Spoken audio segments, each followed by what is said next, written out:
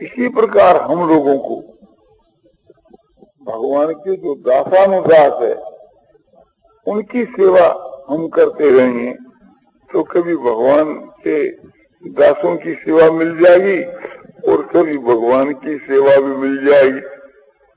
तो ये ख्याल रखना चाहिए कि एक प्रकार से जो सेवा जो है बहुत उत्साह से, प्रेम से, श्रद्धा से करनी चाहिए। इसी प्रकार हम लोग यदि एक भगवान के दासानुदास जो है और उनकी भी अपने को सेवा मिल जाए तो कभी भगवान के दास की सेवा मिल जाएगी तो कभी भगवान की भी मिल जाएगी, जैसे उस किसान को मिल गई। हम लोग वो उचित है कि निष्काम भाव से, प्रेम भाव से सेवा करें, श्रद्धा भाव से, उसमें श्रद्धा भक्ति रख करके उनकी सेवा करें तो वो सेवा एकदम परम पद को पहुंचा देती है, जैसे उस किसान को एकदम परम पद की प्राप्ति हो गई। या युवराज पद की जो प्राप्ति है वही परम पद की प्राप्ति। नारायण नारायण नारायण श्रीमन्नारायण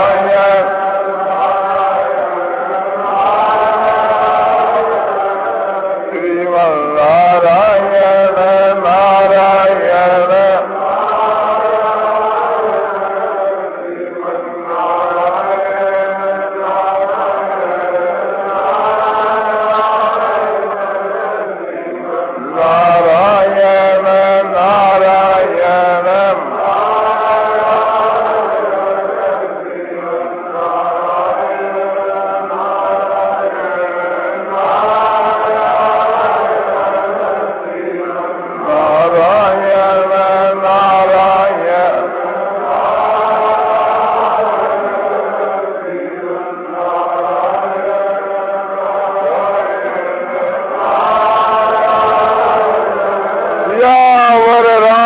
चंद्र की जय, मोर मुकुट वंशी वाले की। जो सारे भूत प्राणियों में द्वेष भाव से रहित है, जिसका किसी में द्वेष नहीं, और सबके बीच के वहां समझो कि इनका मित्र भाव है, मैत्री है, और सबके ऊपर जिनकी दया है, ऐसा अद्वेष्टा सर्वभूताना, जो सारे भूतों में द्वेष भाव से रहित है और सबके बीच के वहां हेतु रहित दया और प्रेम करने वाला है, और निर्ममो और ममता करके रहित है, और निरहंकार है, अहंकार से जो रहित है, और सुख और दुख में सम है और क्षमावान है, और संतुष्ट है सततन योगी। योगी जो है ऐसा वो हर वक्त संतुष्ट रहता है, आनंद के वहां मग्न रहता है, संतुष्ट है सततन योगी। और यथात्मा दृढ़ निश्चय, जिनका मन जीता हुआ है, इंद्रियां जीती हुई है, और जिनकी बुद्धि का निश्चय एकदम दृढ़ है, मानो वो स्थित प्रज्ञ है, तो बुद्धि उसकी दृढ़ है। तो जो मत भक्त समेत और मई अर्पित मनोबुद्धि, मेरे में अर्पण कर दिया मन और बुद्धि जिसने, ऐसा मेरा भक्त मुझको प्यारा है। तो ये लक्षण जिनके मां होते हैं वही भगवान का भक्त। तो जिनका दर्शन करने से, वार्तालाप करने से उसका असर हमारे ऊपर पड़े, क्या असर पड़े कि इस श्लोक में और पूर्व के श्लोक में जो बात बतलाई ये अपने में घटने लगे। ये जो क्षमा है, दया है, प्रेम है, ये सब बातें हमारे में प्रतीत होने लगे, जिसके संग से समझना चाहिए कि ये महात्मा के संग से महात्मा हो जाता है तो उनका असर हमारे ऊपर पड़ता है, उससे जाना जाता है कि ये महात्मा पुरुष है। विद्या से नहीं जाए जाते, संसार में बहुत विद्वान है। तो ये बात थी कि जो महापुरुष जो है, भगवान के जो भक्त हैं, ये ज्ञानी हैं, वह कैसे पहचाना जाए, तो उनका संग करने से मनुष्य पहचान सकता है। उनके हृदय का जो भाव है, नेत्रों के द्वारा विकसित होकर के अपने जो सन्मुख रहते हैं उनके ऊपर प्रभाव पड़ता है। जैसे आकाश के वहां जो तमिमा है, पूर्णिमा का तमिमा, उसके द्वारा जो की अमृत की वर्षा होती रहती है, किंतु आंखों से नहीं दिखती, औषधि उनके ऊपर असर हो जाता है। इसी प्रकार से थी भगवान का असर हो जाता है। भगवान को अपने हर समय के बाद सामने देखना चाहिए, देख करके मुग्ध होना चाहिए। तो इस प्रकार की कोशिश करते करते हम भी भगवान के भक्त हो सकते हैं, इसमें कोई भी शंका की बात नहीं। अपने हृदय के वहां भगवान का भाव भरना चाहिए, और वास्तव के बीच के वहां भगवान कैसे, इस बात को स्वयं भगवान ही जानते हैं। मनुष्य के जानने की शक्ति ये बार की बात है।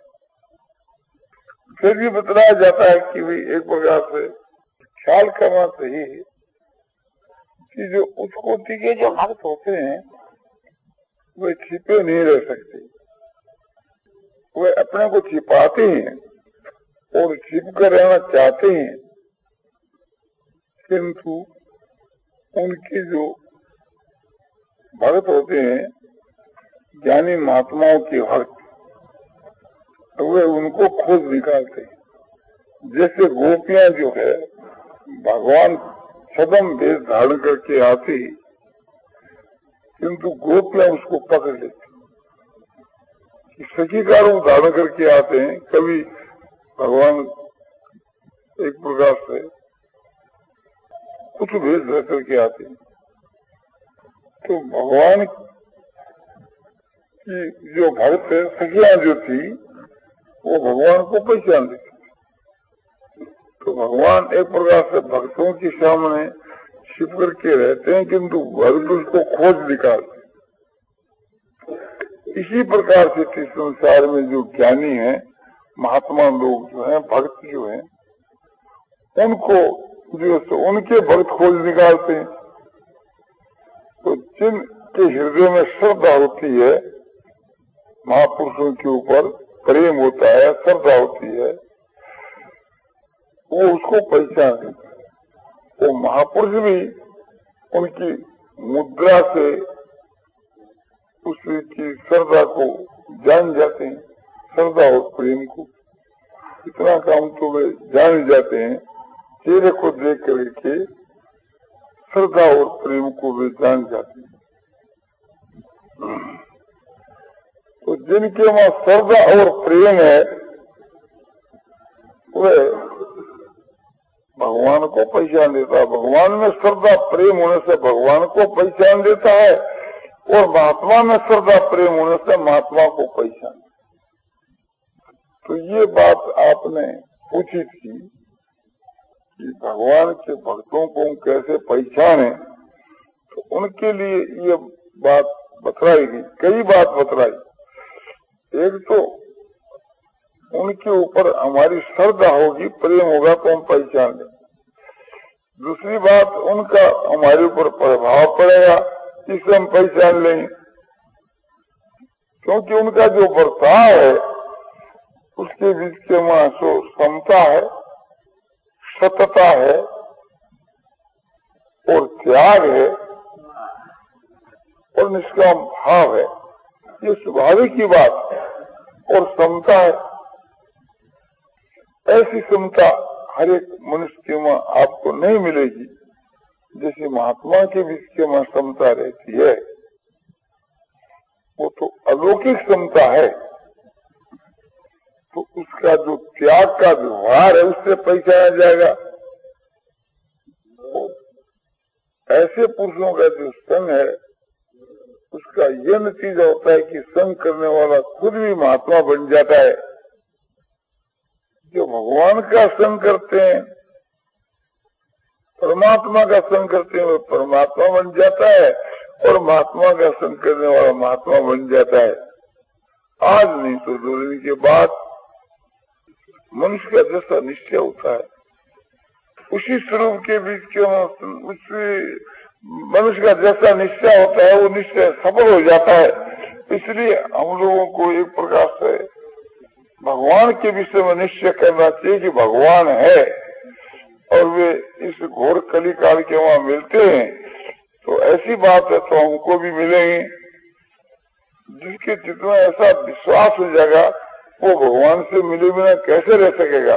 उसको तो एक पल भी जो समझो कि दिन के समान प्रतीत होगी या घड़ी के समान प्रतीत होगी। तो ऐसा अपना भाव बनाना चाहिए कि जिससे भगवान को अपने आप ही आना पड़े। भगवान प्रेमी के यहाँ बिना बुलाए आते हैं, किंतु प्रेम होना चाहिए। खाली प्रेम से भगवान जो प्राप्त हो सकते हैं। तो भगवान के वहाँ तीव्र प्रेम बढ़ाना चाहिए। प्रेम करने के योग्य भगवान ही है। भगवान के समान दुनिया के और कोई भी नहीं है। भगवान सर्वोत्तम है, पुरुषोत्तम है और पुरुष विशेष है। भगवान के समान कोई है ही नहीं, तो अधिक तो वही कैसे। तो ये सब विचार करके समझो भगवत भाव से भावित होकर अपना संसार में विचरण करना चाहिए। जय सीताराम सीताराम सीताराम जय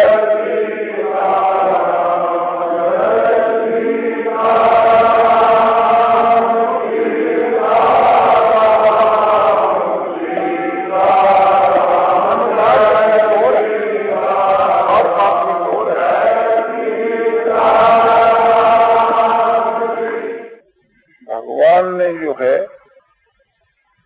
जो कुछ दिया है, स्त्री पुत्र धन रुपया, भगवान ने हमारे कल्याण के लिए दिया है। तो इनको हम भगवान के काम में लगा दें तो भगवान के उद्देश्य का पालन हो जाए कि भगवान जिस उद्देश्य से दिए उसी काम में रुपये लगे। और ये ख्याल करना चाहिए कि स्त्री पुत्रों को धन को ऐश्वर्य को रुपयों को छोड़ करके हम जाएंगे तो कोई चीज तो साथ में जाएगी नहीं। इस शरीर को भी यहाँ छोड़ करके हमको जाना होगा।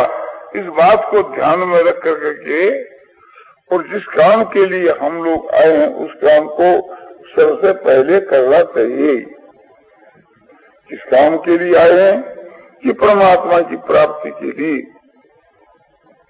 और वह परमात्मा की प्राप्ति बहुत ही शीघ्र हो सकती है।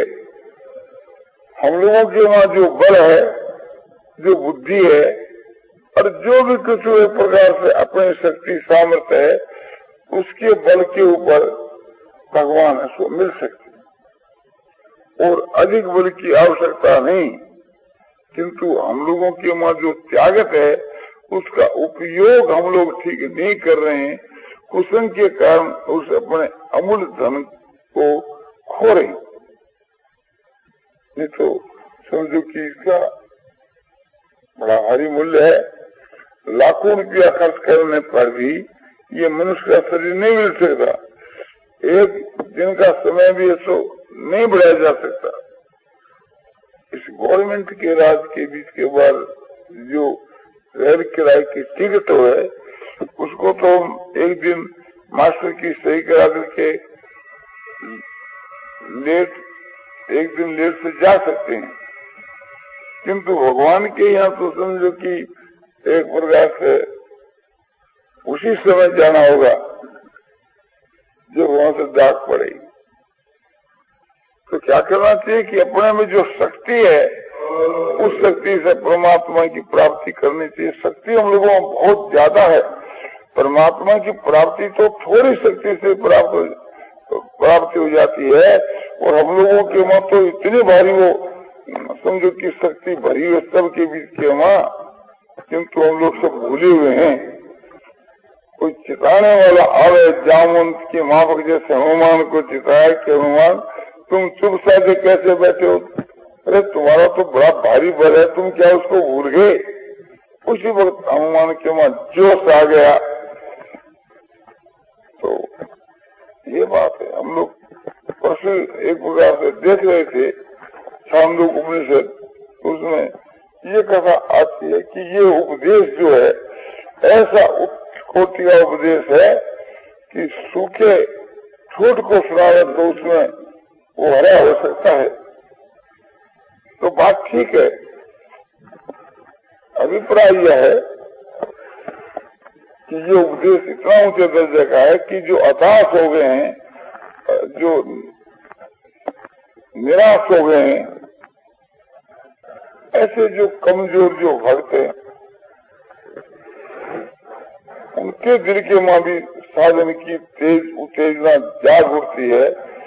फिर जिसके बीच के वहां समझो कि ये सब दोष नहीं है, जिनका अंतःकरण शुद्ध है, पाप रहित है, उनकी तो फिर बात ही क्या है। हम लोगों को समझो कि ये शरीर दिया, शरीर में शक्ति जो दी है, ये सारी चीज भगवान ने अपने प्राप्ति के लिए दी है। किंतु जो पुरुष इन सबको भगवान की प्राप्ति में नहीं लगा करके संसार के ऐसाराम और भोगों के मां अपने समय को बिता देता है, वो मूर्ख चोर के समान है। तो हम लोगों को समझो कि अपने भगवान की प्राप्ति के लिए यह समय जो मिला है, और इसके माम जी चुरा में तो वो चोर का दंड पावे। हम लोगों को तो बड़ी तेजी के साथ सामने करना चाहिए। परमात्मा की प्राप्ति के लिए जितना समझो कि सामर्थ्य, उतनी सामर्थ्य सबके वहाँ है। ये सामर्थ्य नहीं होती तो भगवान उसको मनुष्य बनाते ही क्यों। और हमारे भीतर में जो ज्ञान है बस बहुत काफी है। उस ज्ञान से परमात्मा का ज्ञान हो सकता है, इसलिए वो ज्ञान से बड़ा उच्च कोटि का है। तो इस प्रकार से अपने समय को बिताना चाहिए। और ये सर्वत्र जो कुछ हो रहा है भगवान की लीला हो रही, सब कुछ चराचर जो सो भगवान को स्वरूप है, और उनके द्वारा होने वाली जो चेष्टा है वो भगवान की लीला है। तो इस भगवान की लीला को देख देख करके और क्षण क्षण के बीच के वहां मुग्ध होना चाहिए, और बारम्बार रोमांच और शरीर के वहां हृदय होनी चाहिए। ये सब होते हैं भाव से। तो भाव से एक प्रकार से कोई असंभव बात नहीं है। तो हम लोगों को अपना भाव बढ़ाना चाहिए। भाव बढ़ गया तो समझो कि भगवान की प्राप्ति बहुत ही शीघ्र हो सकती है। और भाव यदि कमजोर है, आत्मबल कम है और भाव की शुद्धि भी कम है, तो कुछ समय लग सकता। तो जब ये बात हम सुन चुके, जान चुके कि भाई कि भाव ही सबसे बढ़कर है, तो अपना भाव ऐसा तेज करना चाहिए। जिसको भाव का मतलब है श्रद्धा से, भाव का मतलब है निष्काम भाव। तो भगवान का हर वक्त दर्शन करते हैं और भगवान के प्रेम के वहां मुग्ध होते हैं, तो बहुत जल्दी काम बन जाए। नेत्रों के सामने भी भगवान, कानों के सामने भगवान, वाणी के सामने भगवान, हृदय के सामने भगवान, मन के सामने भगवान, बुद्धि के सामने भगवान। तो इसका मतलब क्या? इसका मतलब यह है, आंखों से हम भगवान को हम देख रहे हैं, बुद्धि से भगवान का निश्चय कर रहे हैं, वाणी से भगवान के नाम और गुणों का कीर्तन करते हैं, और कानों से भगवान के नाम और गुणों का कीर्तन सुनते हैं, और अपने हृदय से समझो कि अपने हृदय जो है उसका ध्यान करते। इस प्रकार से हमारा समय बितावे तो हमारा जीवन एकदम पवित्र हो जाए, हमारे में अद्भुत अलौकिक शक्ति आ जाए। अभी हम लोगों में जो ज्ञान है, उस ज्ञान से हमारे को परमात्मा की प्राप्ति हो सकती है। जैसे एक मनुष्य मोटर गाड़ी में जाता है और वो मोटर गाड़ी मील के वहां, वो मोटर गाड़ी जो है तो समझो कि घंटा में 30 मील जा रही, तो ये शरीर जो है इसके ऊपर ये बात समझाई जाती है। और वो जो मोटर गाड़ी जो चलती है उसके एक फलांग 2 फलांग तक आगे से आगे एक प्रकार से रोशनी रहती है। रात्रि के समय में यदि मोटर चले तो कोई हर्ज की बात नहीं, रोशनी रहती। तो ये मनुष्य का जो शरीर है ये मोटर गाड़ी है, ठेके पर हम लोग लाए हैं। इनका जो भाड़ा है वो सब कहाँ से चुका दिया गया है और उसकी तारीख हम लोग भूल गए, ऊर्जा साथ में लाए नहीं और अनुमान भी नहीं लगाया जा सकता। तो ये समझना चाहिए कि न मालूम एक प्रकार से कब अचानक जम के दूत आ जावे, इसलिए अपना पहले से ही सब काम करके तैयार रहना चाहिए। इस सिद्धांत को मान करके पहले से अपना तैयार रहना चाहिए। तो हमारे भीतर में जो ज्ञान है वो मोटर गाड़ी की लाइट, मोटर गाड़ी जो चलती है तो 1 फलांग 2 फलांग तक का अंधकार दूर कर देवे और 2 फलांग चलने के बाद फिर 2 फलांग का दूर कर देवे। तो वो मोटर गाड़ी चाहे आप कहीं ले जाओ, 1000 मील ले जाओ, 2000 मील ले जाओ, और उसका जो प्रकाश जो है उस मोटर के साथ में ही है। आगे प्रकाश चलता है, पीछे में मोटर चलती है। तो हमको इतने ज्ञान की जरूरत नहीं कि भी एक प्रकार से हमको पूर्ण ज्ञान हो जाए। जब इस थोड़े ज्ञान से हमारा काम चल जाता है तो हमको जरूरत नहीं, और ज्ञान बढ़ते बढ़ते बढ़ जाता है, वो आप ही अपने पूर्ण हो जाता है। तो अपने हृदय में स्थित जो ज्ञान है उसका हमको लाभ उठाना चाहिए। तो हम लोगों के भीतर में जो ज्ञान है उस ज्ञान के अनुसार हमको साधन करना चाहिए, फिर आगे और ज्ञान बढ़ता रहेगा। हमारे शरीर के में जो त्यागत है, बल है, बुद्धि है, तेज है, इन सब को भगवान के काम में लगा देना चाहिए बेफिक्र होकर, तो बहुत जल्दी भगवान की प्राप्ति हो सकती है। ये भगवान पर एकदम निर्भर हो जाना चाहिए, फिर भगवान की प्राप्ति बहुत शीघ्र से हो सकती है। नारायण नारायण नारायण श्रीमन नारायण नारायण श्रीमन नारायण नारायण नारायण